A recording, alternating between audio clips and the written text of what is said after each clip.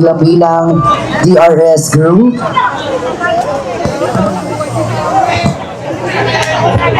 Paano kung dadaling sumayaw ang mga taga-Batangas? Sila po ang kabataang Batanggenyo dancers na nag-develop ang kanilang talents dito sa ating pagsasama-sama sa ating paglakad. Once again natin pong palakpakan ang kabataang Batanggenyo dancers.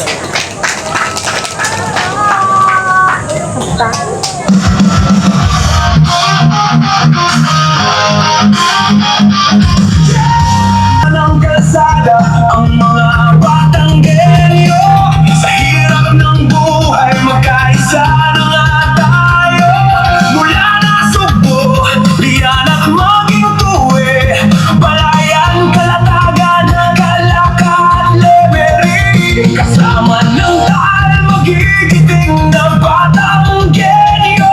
Isinisigaw ang malabis na dinaranas ng mga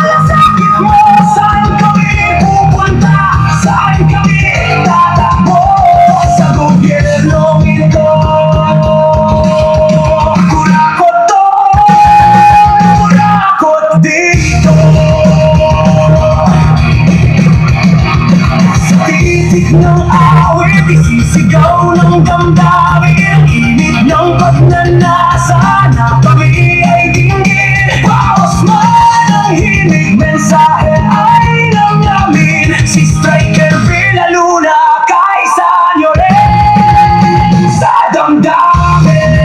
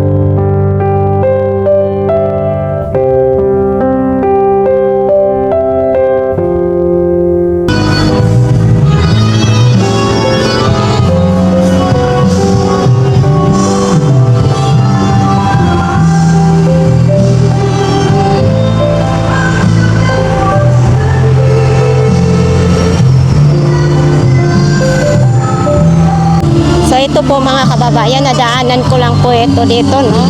Yan. Matagal na rin sila dyan, ha? Kasi nung mga nakaraan, nadaanan po ito. Nagtitent lang po sila. Ito po. Tapos mayroon din yung mga vendors dyan, mga pagkakanin, kung kayo magutom. Kung kayo naman din naboboring, mayroon din naman ganito. Fountain.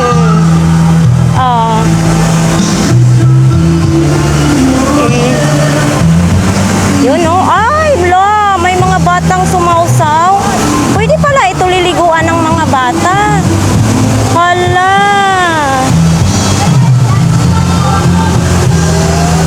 Buti hindi sila nakurentihan, ha?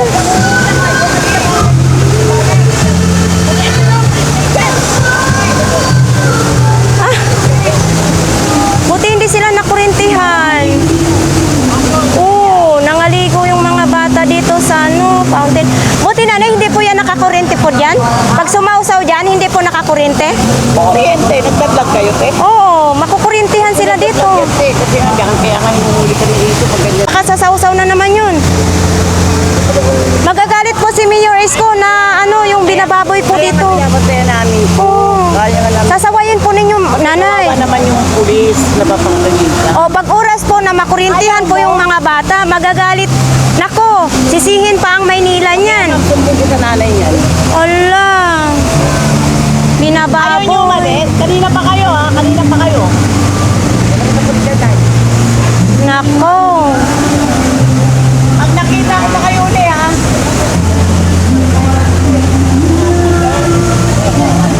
Nako. Yun mga kababayan, ginagawa po ng liguan po dito ng mga bata, no? Kasi mga nung nakaraang araw ay nasilip ko rin ito dito kasi dito nga ako sumasakay ng bus dito sa Luton. So nakikita ko po ito dito na mayroon talagang naliligo na mga bata dito. So kung mayroong makurinti dito po ng mga bata, baka mamaya kasalanan pa po ng Maynila, no? Yun, no? Nakakurinti yan pag naliligo dito. Sana palaging i-monitor po ito dito sa ating mga kapulisan. Yun. Oh, 'di ba? Mas maganda tingnan kung palagi itong malinis. Tingnan nyo, may mga tsinelas doon, may mga basura po dito. So, yun, no? Ang ating mayor ay busy-busy magpalinis sa paligid ng Maynila. So, yung iba naman, yung mga nanirahan, ay dito po naliligo. Tulad niya, no, mga bata, dito po sila naliligo. Oo, Nay. Uy, wag niyong tapunan ng basura po dito. Makukulit po talaga yung mga bata dito. Yan, oh, nakita po ninyo kung gaano madaming basura, oh. Grabe. Sabi nung nanay kanina, wag daw po iba-vlogs dito. Kaya po sila napapaalis, nakiklearing. Kaya sabi ko sa kanila na sa clearing operation po ako nagtatrabaho yun. Tumigil po si nanay. Oh. Ate, sayo po yung mga anak dito naliligo po? Kasi bawal po ito liguan. Tapos maraming mga basura, tinatapunan po ng basura. Ha? Yung ating mayor ng Maynila, busy-busy pagpalinis ng paligid ng Maynila. Tapos binababoy lang po nila. My God. So ayan po guys, dito po tayo. Oh. Marami pong nag-ano dito. Kasi malamig dito ang lugar. Ang daming mga basura.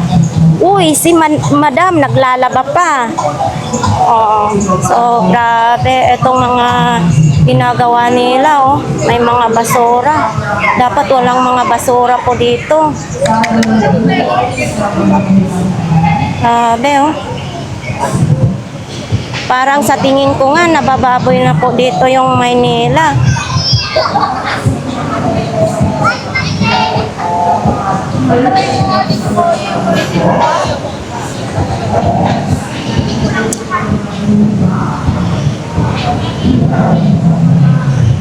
Parang napabayaan yata dito. So yan, sa ating mga viewers, marami pong salamat. Kayo na po ang humusga.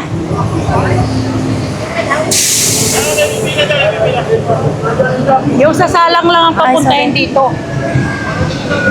Dito po yung ano sa Kirsten, sakayan po ng Padasma.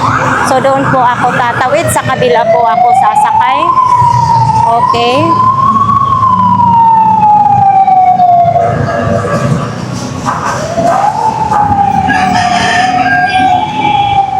Uy, ang dami pang aso dito. Oh.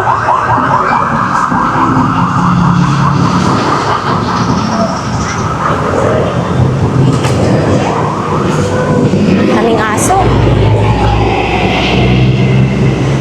Wala pang bus. Dito po ako naghahantay ng bus.